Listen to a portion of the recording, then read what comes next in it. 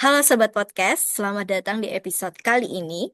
Kita akan membahas good practice versus bad practice dalam mewujudkan smart governance di Kemnaker. Bersama saya Olive selaku host, dan ada 5 narasumber yang siap berbagi insight. Yuk kenalan dengan mereka. Saya Adit, fokus di bidang evaluasi pelaporan. Hai, saya Dini dari bidang pelatihan dan pengembangan vokasi. Halo, saya Iksan, concern di bidang pengawasan ketenagakerjaan. Halo, saya Ida dari pengelolaan SDM ASN. Halo teman-teman, saya Rizka, fokus di kerjasama internasional dan kolaborasi lintas sektor. Baik, kita sudah berkenalan dengan semua rekan-rekan di Kemnaker, maka kita mulai. Kita mulai dengan good practice di Kemnaker ya. Apa sih yang bisa jadi contoh nih di Kemnaker? Saya akan coba menjawab ya pertanyaan dari Mbak Olivia ini. Pertama, di kemitraan internasional itu, Kementerian Ketenagakerjaan dengan pihak luar negeri, ini biasanya meningkatkan kualitas SDM tenaga kerja, terutama dalam menghadapi globalisasi. Bukan cuma soal MOU, tapi juga bagaimana kita membuka pintu transfer teknologi, pelatihan vokasi, dan penempatan tenaga kerja lintas negara. Menambahkan contoh lainnya juga, itu ada alumni pelatihan BBPV Semarang yang meraih Medallion of Excellence bidang fashion teknologi di World Skills ASEAN Manila 2025. Nah, ini adalah bukti bahwa pelatihan vokasi kita itu bisa bersaing di level internasional dengan sistem pelatihan yang adaptif, instruktur yang tersertifikasi, dan kurikulum yang sesuai kebutuhan instruksi industri. Wah, bagus sekali. Nah, tapi kalau dari bad practice-nya di Kemnaker ada contoh apa sih? Oke, baik. Kalau untuk di back practice, ini di Kemnaker, salah satu contohnya, ini ada pungli dalam pengurusan sertifikat K3, tarif resminya itu 275.000, bisa melonjak jadi 6 juta. Ini bukan soal uang ya, tapi soal rusaknya integritas ASN.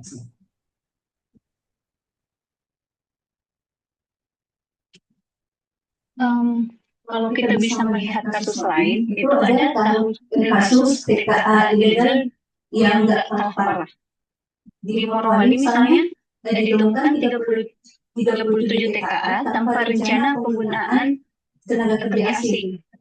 Bisa kalau kadaluarsa dan jabatan nggak sesuai izin.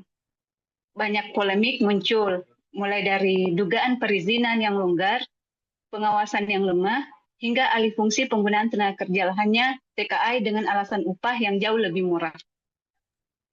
Baik, kalau dari good practice yang tadi udah kita bahas, apa nih kunci keberhasilannya? Oke, saya akan mencoba menjawab ya Mbak ya.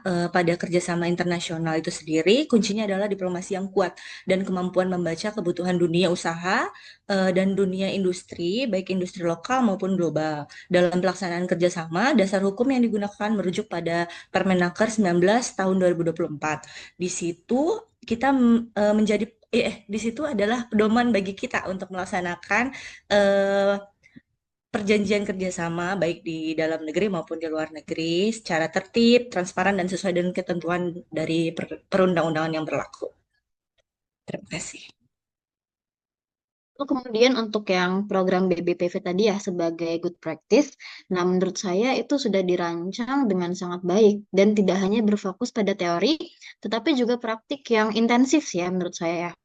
Peserta juga dilatih untuk menguasai setiap detail dalam bidang fashion teknologi mulai dari desain, pola, hingga proses produksi, sehingga membuat mereka memiliki bekal yang kuat saat berkompetisi.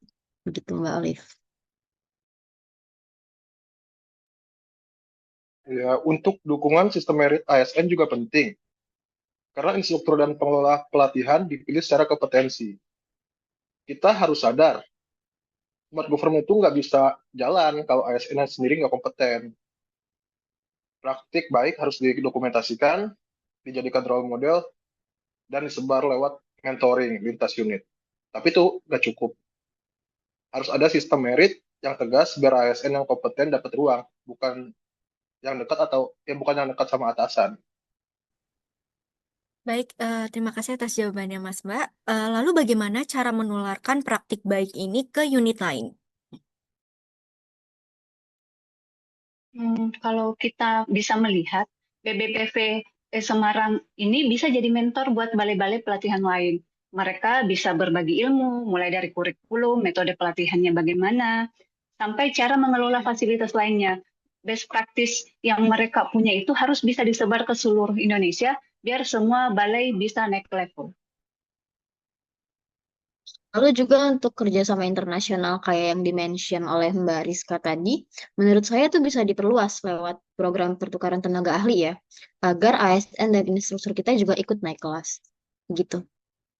Baik, terima kasih atas jawabannya Mbak. Sekarang kita akan bahas bad practice. Apa penyebab kegagalannya ya? Kalau untuk dari penyebab kegagalannya ini sertifikasi ketiga ini sering bermasalah karena sistem belum terintegrasi, monitoringnya lemah, dan kadang juga ada praktek pungutan juga karena prosesnya manual ya, minim transparansi dan pengawasan internalnya lemah, gitu sih. Dan untuk penggunaan TKA, penyebab utamanya itu kurangnya pengawasan lapangan, serta regulasi yang belum sinkron antar unit. Jadi, ini juga bisa akibat dari lemahnya koordinasi antar unit dan minim skill ASN dalam verifikasi dokumen. Baik, izin menambahkan juga ya, selain itu adanya minim transplantasi data TKA untuk membuat publik mudah curiga. Terima kasih. Baik, lalu bagaimana cara mencegah agar tidak terulang kembali? Paling untuk penerbitan sertifikasi K3 perlu dilakukan secara digitalisasi penuh, mulai dari proses sertifikasi, log audit otomatis, dan adanya sistem reward punishment yang tegas. ASN juga harus tunduk pada sistem, bukan main kuasa, mentang-mentang dia punya pimpinan atau jabatan, jadi bisa sewenang-wenang gitu sih. Baik, ini juga perlu ya untuk audit berkala agar tidak ada pungutan liar seperti itu.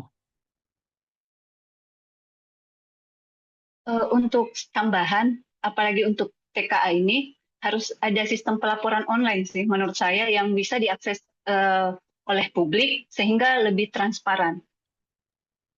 Baik, Mas Mbak. Kemudian alternatif terbaiknya apa ya? Mungkin saya bisa memberi saran ya untuk TKA ini. Kita bisa kembangkan super apps untuk sertifikasi dan pelatihan.